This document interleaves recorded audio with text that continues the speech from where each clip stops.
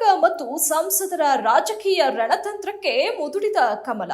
ನಂಜನಗೂಡು ನಗರಸಭೆಗೆ ನೂತನ ಸಾರಥಿಗಳಾಗಿ ಕಾಂಗ್ರೆಸ್ನ ಶ್ರೀಕಂಠಸ್ವಾಮಿ ಮತ್ತು ಜೆಡಿಎಸ್ನ ರಿಯಾನಾ ಬಾನು.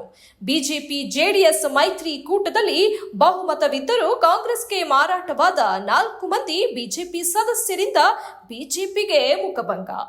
ಭಾರೀ ಕುತೂಹಲ ಕೆರಳಿಸಿದ್ದ ನಂಜನಗೂಡು ನಗರಸಭೆಯ ಅಧ್ಯಕ್ಷ ಮತ್ತು ಉಪಾಧ್ಯಕ್ಷ ಸ್ಥಾನಕ್ಕೆ ಇಂದು ನಡೆದ ಚುನಾವಣೆಯಲ್ಲಿ ಕಾಂಗ್ರೆಸ್ನ ಶ್ರೀಕಂಠಸ್ವಾಮಿ ಅಧ್ಯಕ್ಷರಾಗಿಯೂ ಜೆಡಿಎಸ್ನ ರಿಯಾನಾ ಬಾನು ಉಪಾಧ್ಯಕ್ಷರಾಗಿ ಆಯ್ಕೆಯಾಗಿದ್ದಾರೆ.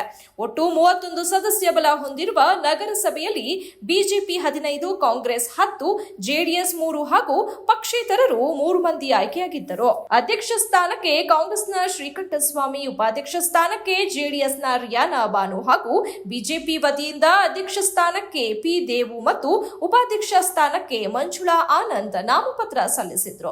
ಇಂದು ನಡೆದ ಚುನಾವಣೆಯಲ್ಲಿ ಅಧ್ಯಕ್ಷ ಸ್ಥಾನಕ್ಕೆ ಸ್ಪರ್ಧಿಸಿದ್ದ ಕಾಂಗ್ರೆಸ್ ಅಭ್ಯರ್ಥಿ ಶ್ರೀಕಂಠಸ್ವಾಮಿಗೆ 16 ಮತಗಳು ಹಾಗೂ ಕಾಂಗ್ರೆಸ್ ಬೆಂಬಲಿತ ಜೆಡಿಎಸ್ನಿಂದ ಉಪಾಧ್ಯಕ್ಷ ಸ್ಥಾನಕ್ಕೆ ಸ್ಪರ್ಧಿಸಿದ್ದ ರಿಯಾನಾ ಬಾನು ಅವರಿಗೂ ಕೂಡ 16 ಮತಗಳು ಲಭಿಸಿ ಜಯಶೀಲರಾಗಿದ್ದಾರೆ.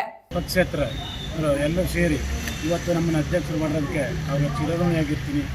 ಮತ್ತು ನಮ್ಮ ನಂಜನಗೂಡಿನ ಟವನ್ನು ಪೂರ್ತಿ ಏನು 31 ವಾರ್ಡಿದೆ ಅಭಿವೃದ್ಧಿ ಕೆಲಸಕ್ಕಾಗಿ ಶ್ರಮಿಸ್ತೀವಿ ಅಂತ ಹೇಳ್ತಾ ಇಷ್ಟು ಹೇಳ್ತಾ ನನ್ನ ಮಾತು.